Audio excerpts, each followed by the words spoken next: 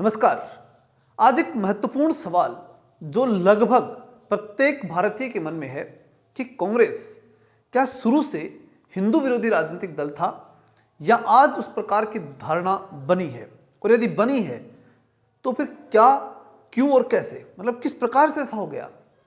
और यदि इस दृष्टिकोण से देखें कि नहीं, कांग्रेस एक हिंदू विरोधी दल नहीं है और नहीं था, तो फिर क्या कारण हुआ कि करोड़ों हिंदू इस राजनीतिक दल को धीरे धीरे अपनाने से या ये कहें कि एक अपनत्व की भावना से देखने से कटते हुए चले गए और धीरे धीरे इससे दूरी बना ली।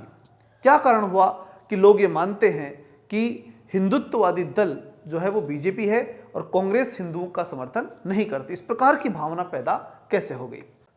आज हम इस वीडियो के माध्यम से किसी राजनीतिक दल पे आरोप नहीं लगा रहे और नहीं हमारा कोई मकसद किसी प्रकार के एक पक्षीय धारणा को देखना है, बल्कि ये एक इतिहास है, राजनीति है और सबसे बड़ी बात सच। जो सच होगा उसी पे चर्चा करेंगे। अनावश्यक या किसी धारणा के ऊपर जुड़ने से हम बिल्कुल बचेंगे। और सबसे बड़ी बात कि सच तब तक समझ में नहीं आता जब तक इसे पूरा न देखा जाए, और इसलिए मेरा आग्रह रहेगा कि इस वीडियो को कंप्लीटली पूरा देखने के बाद ही कोई धारणा मेरे बारे में अथवा इस विषय के बारे में बनाएं। चलिए शुरू करते हैं। सबसे पहली और सबसे इंपॉर्टेंट बात कि क्या कांग्रेस का जब उदय हुआ उस समय कांग्रेस हिंदू विरोधी दल था क्या। तो सबसे बड़ी बात यह आती है कि उस समय जो इसके संस्थापक थे उसके अंदर शुरुआत से देखें तो ए.ओ. ह्यूम जो कि एक अंग्रेज थे, उन्होंने कांग्रेस की स्थापना की। तो निश्चित रूप से उसमें तो भारतीय का योगदान नहीं था, लेकिन फिर उसके बाद व्योमेश चंद्र बनर्जी और जो शुरुआती जो इसके अध्यक्ष हुए और बहुत से लोग जो इससे जुड़े वो ज़्यादातर उच्च वर्गीय हिंदुत्ववादी लोग थे या हिंदुत्व को अच्छी तरह से मानने वाले लोग थे। और उसके बाद में जब हम तीन प्रमुख लीडर्स की बात करें कांग्रेस की, तो उसमें गांधी, नेहरू और पटेल को जब देखा जाता है तो गांधी जी हिंदू धर्म को मानते थे लेकिन नमाज में भी जाते थे। इसी प्रकार से नेहरू नास्तिक थे, लेकिन उसके बावजूद भी वो सभी धर्मों के साथ समान बिहेव करने की कोशिश करते थे। कोशिश शब्द बोल रहा हूँ, ये अलग विषय हो सकता है कि आप उसे किस दृष्टिकोण से देखते हैं। तब हम बात करते हैं सरदार पटेल की, तो वो भी एक कट्टर हिंदुत्ववादी होते हुए भी मुसलमानों के प्रति किसी नकारात्मक अवधारणा से जुड़े हुए नहीं दिखे या किसी नकारात्मक रूप में कभी भी उन्होंने कार्य नहीं किया। ये ऐतिहासिक सत्य है। अब बात आती है कि जब ये सब था कि भारत के इस राजनीतिक दल की जब शुरुआत होती है तो वो मूलतः हिंदुत्ववादी लोगों से होती है और फिर उसके बाद में निष्पक्षता के साथ वो कार्य करते हुए दिखाई देते हैं। तो फिर गड़बड़ कहाँ हुई। मूल रूप से गड़बड़ की शुरुआत जब होती है तो जब भारत आज़ाद हुआ उस समय निश्चित रूप से पार्टीशन हुआ, और पार्टीशन के दौर में हिंदू और मुसलमानों के बीच में एक वैमनस्य का भाव पैदा हुआ, और वो निश्चित रूप से होना था क्योंकि धर्म आधारित ही विभाजन था। और उस दौर के अंदर जो अल्पसंख्यक भारत में रुक गए, जो अपने आप में भारत के ही रहना चाहते थे, और तो उन लोगों के लिए कांग्रेस ने जो डिसीजन लिया वो ये था कि जो रहेंगे उन्हें हम समर्थन करेंगे। बस वो एक तरह से कह सकते हैं कि वो एक नेगेटिव या एक सकारात्मक पॉइंट भी मान सकते हैं। नेगेटिव इस सेंस में देख सकते हैं कि अगर वो नहीं होता या कांग्रेस उनका समर्थन नहीं करती तो शायद वो सब लोग पाकिस्तान ही चले जाते, या फिर अगर हम उसे सकारात्मक रूप में देखें तो इस रूप में देख सकते हैं कि वो रुके तो भारत एक धर्मनिरपेक्ष राष्ट्र बन गया। इस प्रकार की अवधारणा आप इसमें ले सकते हैं। लेकिन कुल मिलाकर के वहां कांग्रेस का डिसीजन अपने आप में एक बहुत महत्वपूर्ण डिसीजन हो गया, और एक धर्मनिरपेक्ष या कहें कि सेकुलर दिखाने का एक प्रोग्राम कांग्रेस की तरफ से शुरू हो गया। उसी दिन से शुरू हो गया था अपने आप को सेकुलर दिखाने की कोशिश, ठीक है। और उसमें भी ये निर्णय किया गया कि हम संरक्षण जो अल्पसंख्यक है उनको देंगे, बहुसंख्यक अपने आप को संभाल लेंगे, क्योंकि उनका मानना था कि बहुसंख्यकों को संभालने की आवश्यकता नहीं है, वो तो जो है अगर उनको फ्री छोड़ दिया जाए तो अल्पसंख्यकों को नष्ट भी कर सकते हैं। इसलिए अल्पसंख्यकों का संरक्षण करेंगे और बहुसंख्यकों को अपने हाल पे छोड़ देंगे। लेकिन ये चीज भावनात्मक थी, और इस भावनात्मकता का जुड़ाव सीधा मुस्लिम और हिंदुओं के विभाजन के साथ भी जुड़ गया। मतलब हिंदू अपने आप को ऐसे मानने लगे कि कांग्रेस पूर्णतः हमारी तो नहीं है, और इसी प्रकार से जो मुस्लिम थे वो भी अपने आप को ये मानने लगे कि कांग्रेस अब हमारी है। उनको एक संरक्षण दिखने लगा, वो दिखने लगा कांग्रेस में। इस प्रकार की शुरुआती स्थिति ही बन चुकी थी। लेकिन फिर भी लगभग लगभग सब संतुलित होकर के और राष्ट्र अपने जो है स्थिति में चलना शुरू कर देता है, एक बैलेंस के रूप में आगे बढ़ता है सब कुछ। लेकिन उसी दौर में जब घटनाक्रम बढ़ता है तो एक नई चीज होती है, जब संवैधानिक परिस्थितियां बनती है, संविधान के ऊपर गौर करते हैं या कुछ एक्शंस होते हैं, तब एक मंदिर मस्जिद विवाद सामने आता है।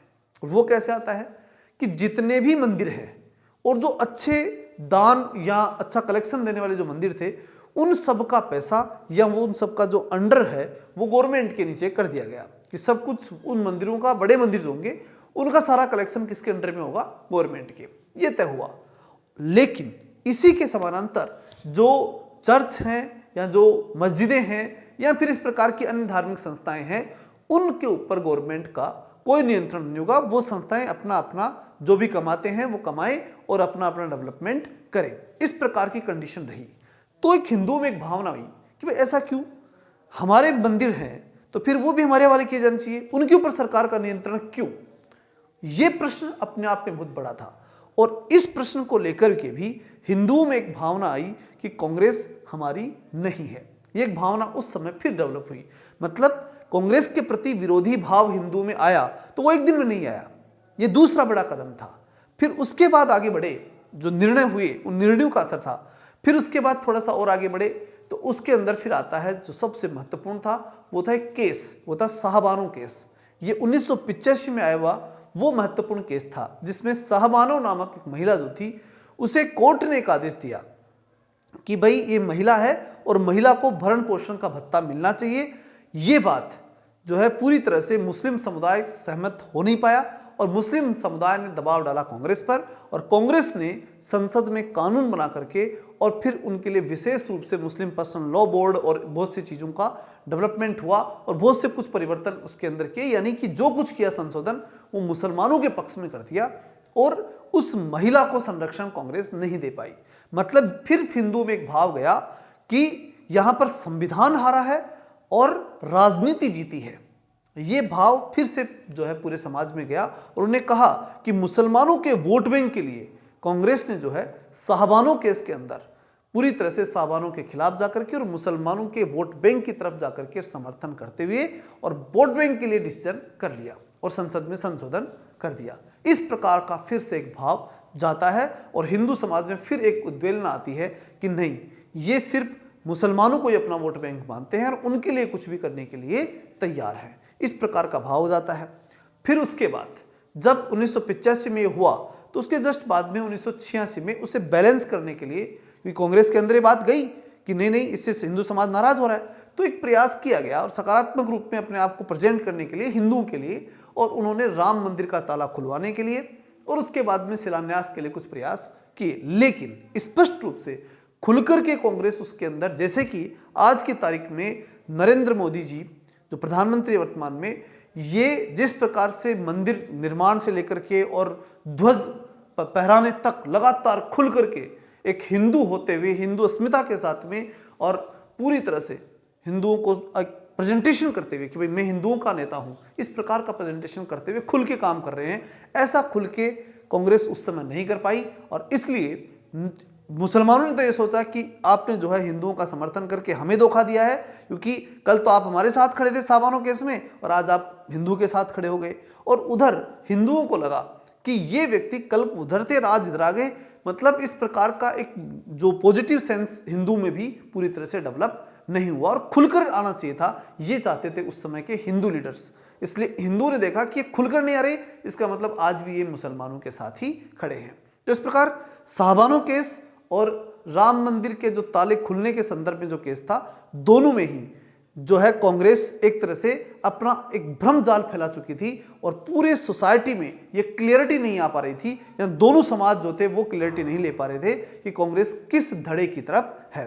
और ऐसी स्थिति में लगभग हिंदू समाज तो पूरी तरह से फिर भी ये बेट माइंड में सेट कर चुका था कि ये कांग्रेस जो है वो मुसलमानों के साथ है। इस प्रकार का भाव इसमें आ गया। फिर उसके बाद एक और मौका कांग्रेस के पास आता है 90 के दशक में। अच्छा, उससे पहले एक महत्वपूर्ण घटनाक्रम और होता है।